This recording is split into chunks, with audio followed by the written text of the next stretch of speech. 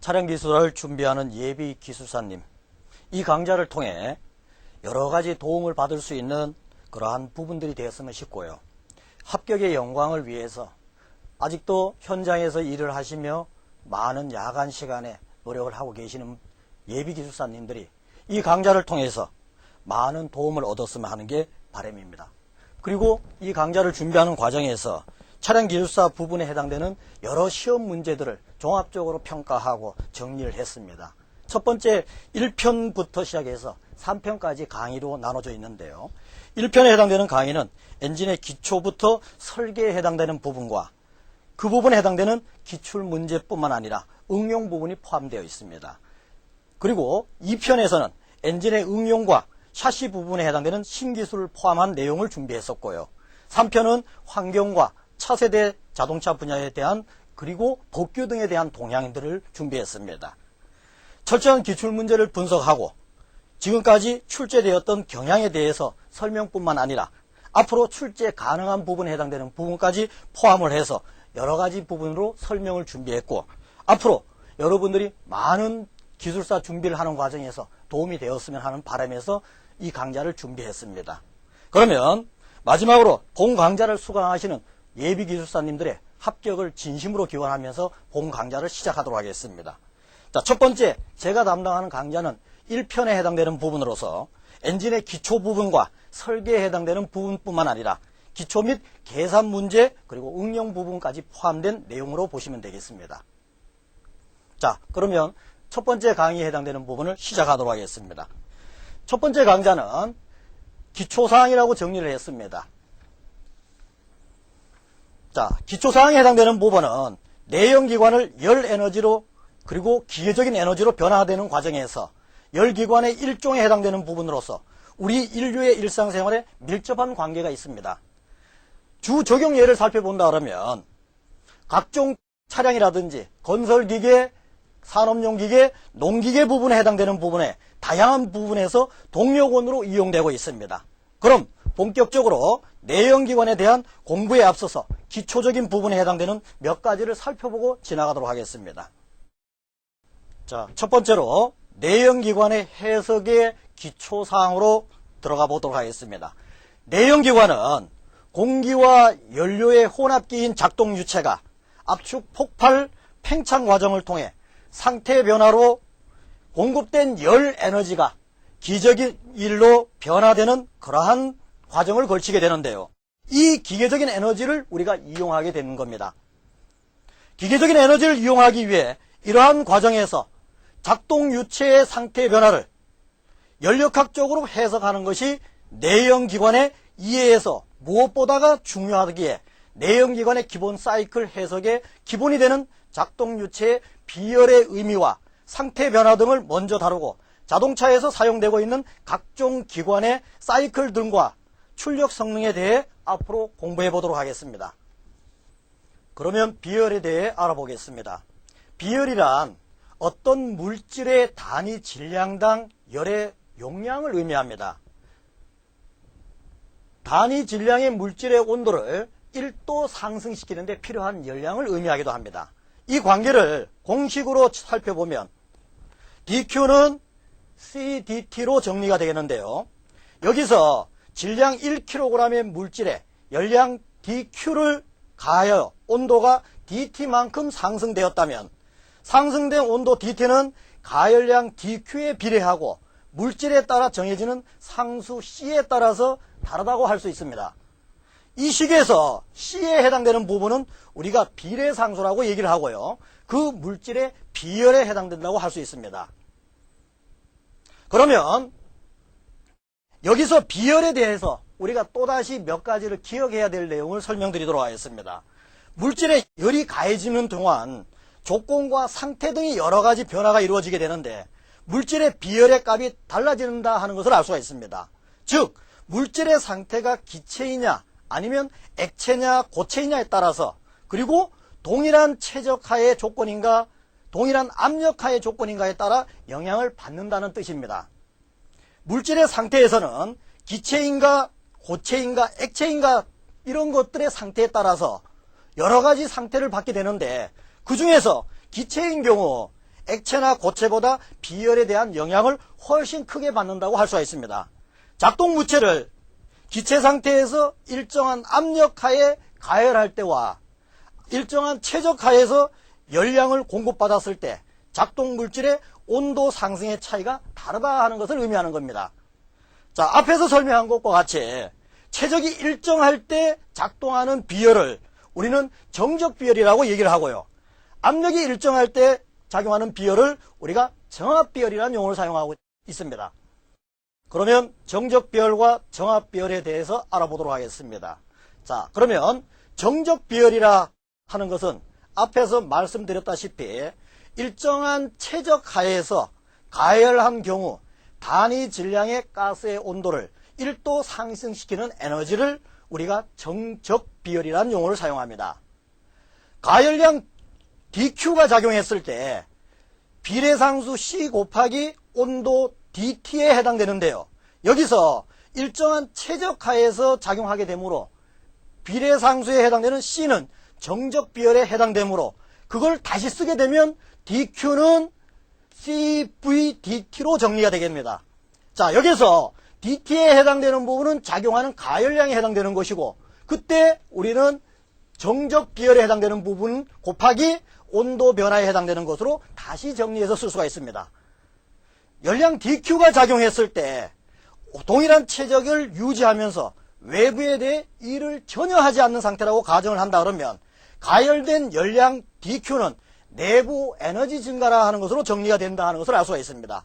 이 관계를 에너지식으로 정리를 하게 된다 그러면 정적 비열은 작동 유체의 온도를 1도 K 상승시키는데 필요한 내부 에너지라고 정리할 수 있습니다. 이것을 공식화하면 가열량 dQ는 내부 에너지 du 플러스 외부에 대한 일량 PdV라고 정리를 할 수 있고요. 여기서 외부에 대해서 일을 전혀 하지 않은 상태라고 할 수 있기 때문에 이 부분을 공식으로 정리하면 du는 정적 비열 곱하기 온도 변화로 정리가 된다 하는 것을 알 수가 있습니다.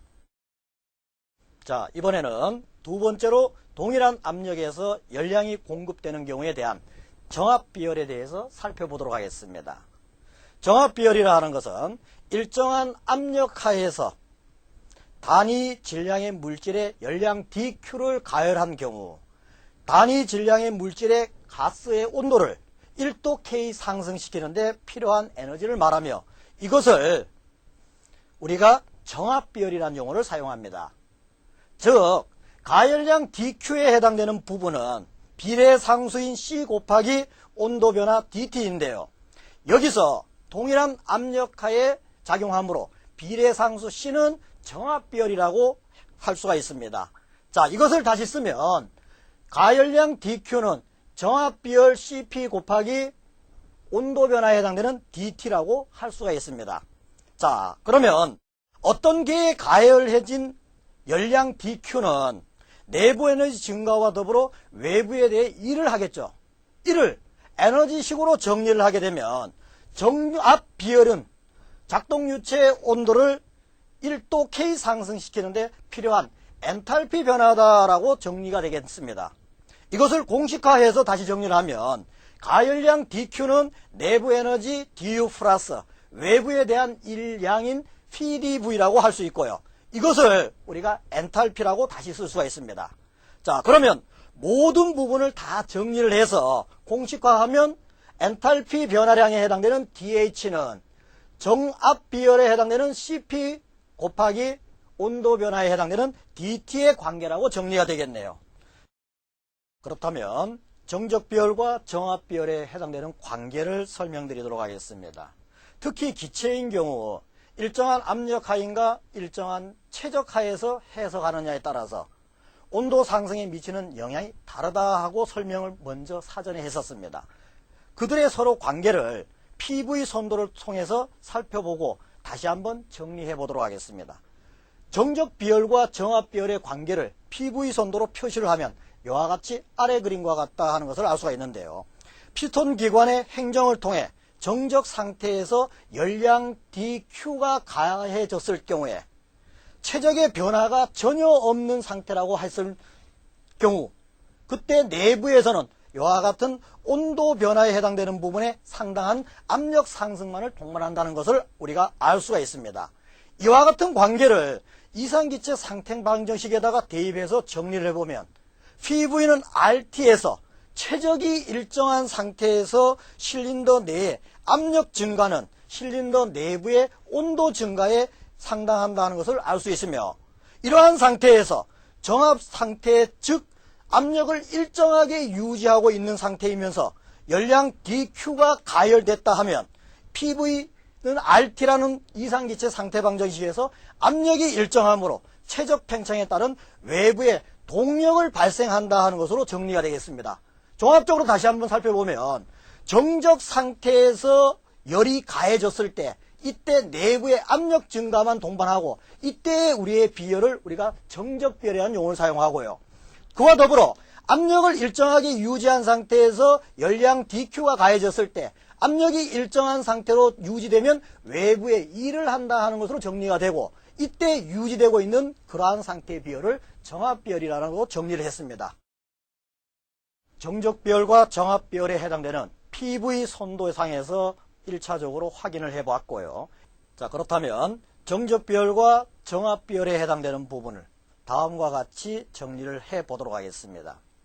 에너지식에 적용을 해보면 가열량 dQ는 내부 에너지 변화인 du 플러스 외부에 일을 하는 PDV 관계를 정압 상태라고 가정을 한다 그러면 이것은 엔탈피 변화에 해당되는 DH로 쓸 수가 있고요.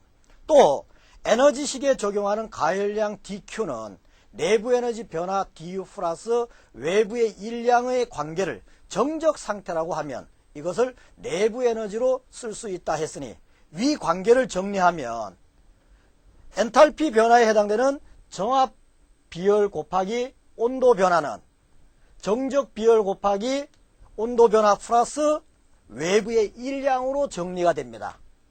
또 작동 유체가 완전 가스라고 가정이 된다 그러면 이상기체 상태 방정식을 적용해서 정리를 할 수 있는데요.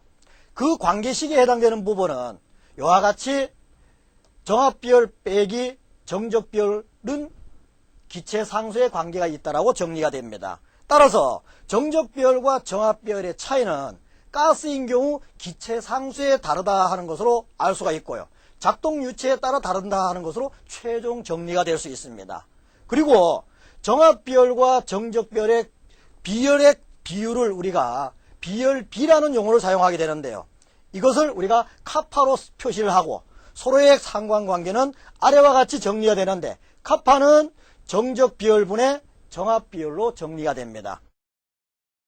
이번에는 작동 유체 해석에서 가장 중요한 부분에 해당되는 이상기체 상태 방정식에 대해서 알아보도록 하겠습니다. 내연기관의 작동 유체를 완전 가스로 가정을 하고 해석을 했습니다.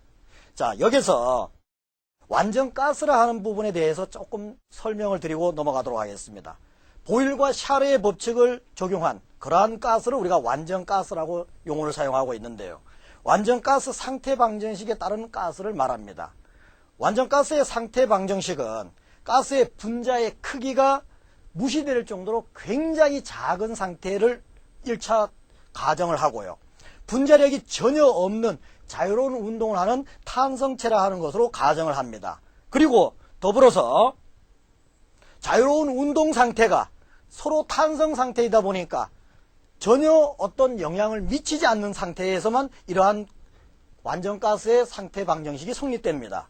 내연기관의 사이클 해석에서 작동 유체를 완전가스라고 가정한 후에 사이클을 해석하는 주 이유는 해석의 단순화를 위해서 그렇게 하고 있습니다. 그와 더불어 이러한 가스 부분에 해당되는 해석에서는 반드시 여러분들이 기억하셔야 될 게 보일과 샤르의 상태식에 해당되는 부분을 꼭 이해하시고 넘어가셔야 됩니다. 여기서 보일 법칙에 대해서 잠깐 설명을 드리도록 하겠습니다. 보일의 법칙은 온도가 일정할 때 가스의 압력과 비체적은 반비례 관계에 있다 하는 것으로 정리가 됩니다. 즉 P1V1은 P2V2의 관계인데 비례상수인 C에 비례한다라는 뜻입니다. 이 관계를 압력과 최적의 관계로 정리를 하면 P1분의 P2는 V1분의 V2의 관계가 성립한다 하는 얘기입니다. 그리고 샤르의 법칙에 해당되는 부분은 압력이 일정할 때 가스의 비체적은 그 온도의 비례 관계에 있다 하는 법칙인데요. 이러한 법칙은 V2분의 V1은 T2분의 T1의 관계가 성립한다는 뜻입니다. 위에서 설명한 것 같이 보일과 샤르의 법칙에 의한 것을 종합적으로 정리를 해보면 완전 가스의 압력과 온도 비체적의 관계를 정리할 수 있는데요. 여기서 관계식은 PV는 RT의 관계가 성립한다 하는 것으로 정리가 됩니다. 다시 말해서 일정량의 작동 유체의 체적과 압력의 고분, 온도의 변화와 비례 관계에 있다 하는 뜻입니다. 여기서 P에 해당되는 부분은 압력을 의미하고요. V는 비체적, T는 절대 온도에 해당된다라고 이해하시면 되겠습니다. 앞에서 작동 유체의 비열과 일반 기체에 대한 이상기체 상태 방정식에 대해서 알아보았고요. 이어서 작동 유체의 각각의 상태 변화에 대해서 설명을 하도록 하겠습니다.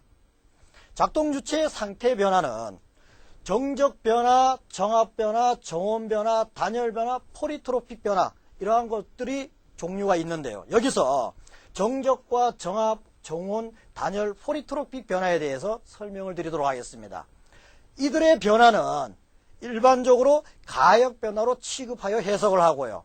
상태 변화 해석 시 상태량은 단위 1kg에 대한 압력과 온도와 최적의 관계에서 일량과 열량을 계산하고 상태 변화를 해석하는 과정에서 이상기체 상태 방정식인 PV는 RT 관계와 에너지의 기초식인 연력학 제1법칙을 적용해서 설명드리도록 하겠습니다.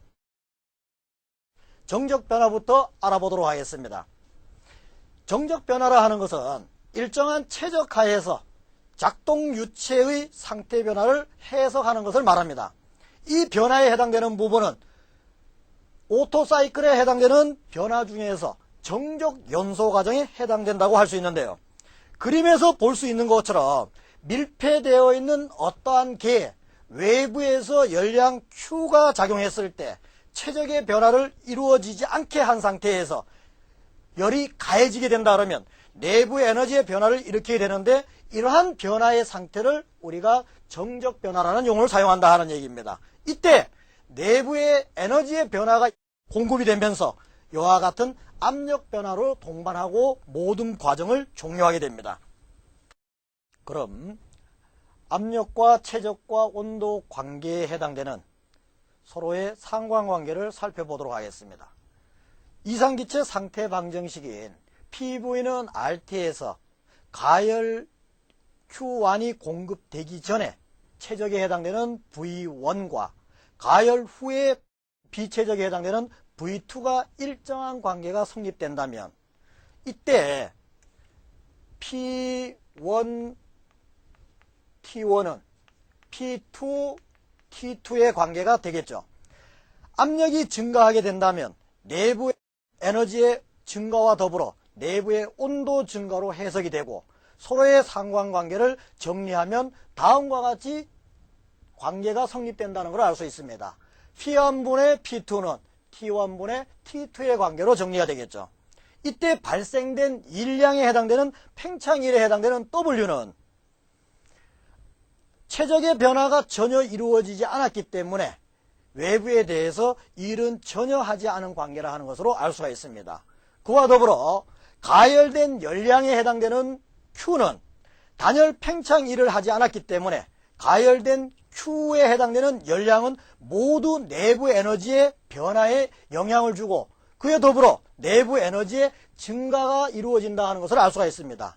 이때 비열인 정적 비열이 일정하다라고 가정을 한다 그러면 가열량 Q에 해당되는 부분은 내부 에너지 변화에 해당된다라고 할 수가 있고요.